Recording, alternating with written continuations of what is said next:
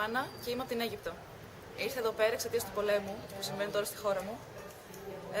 Το σπίτι μου είναι εδώ και συγκατοικώ με άλλα 4 άτομα. Δουλεύω σε σερβιτόρα και τώρα προσπαθώ να βρω και μια άλλη δουλειά γιατί τα λεφτά δεν φτάνουν. Δυστυχώς η οικογένειά μου δεν είναι μαζί μου.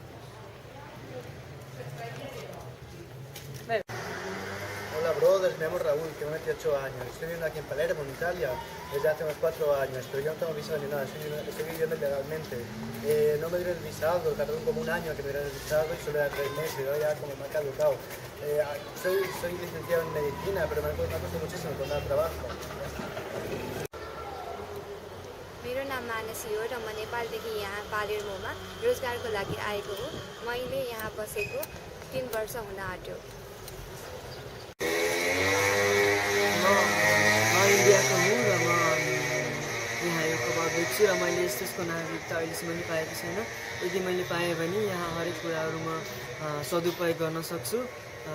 त्यसैले म कुनै पनि ट्याक्सेसहरू तिर्दिनँ। यदि मैले पाएँ भने म हरेक कुराहरू तिर्छु र सबै कुराहरूको सदुपयोग गर्छु। Κάποιοι άνθρωποι είναι φιλικοί. Κάποιοι άλλοι λένε ότι παίρνουν τις δουλειές τους. Όμως ο μισθός μου είναι χαμηλότερος σε σχέση με τον μισθό των ντόπιων κατοίκων. Και επιλέγω να κάνω συνήθως δουλειές που αυτοί δεν επιλέγουν να κάνουν. Me ha costado mucho encontrar un trabajo. Ahora soy barrendero y vendo rosas en la calle. Por ser colombiano no me dan la plata que tendría que pagarme.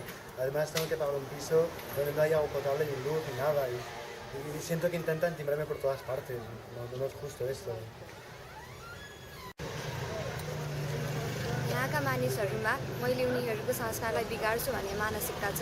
तर मलाई लाग्छ कि मैले झन् उनीहरूको संस्कारमा अभिवृद्धि ल्याएर उनीहरूको संस्कारलाई राम्रो बनाउने प्रयास गरिरहेको छु।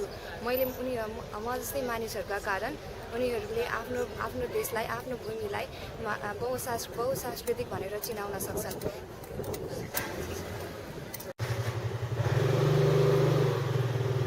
I already live in Palermo for years now. Will I harm you if I be here illegally?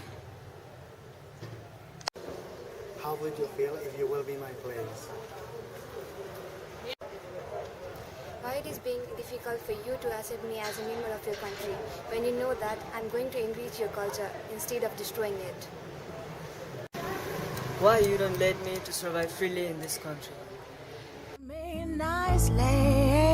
One day, yeah. Something tells me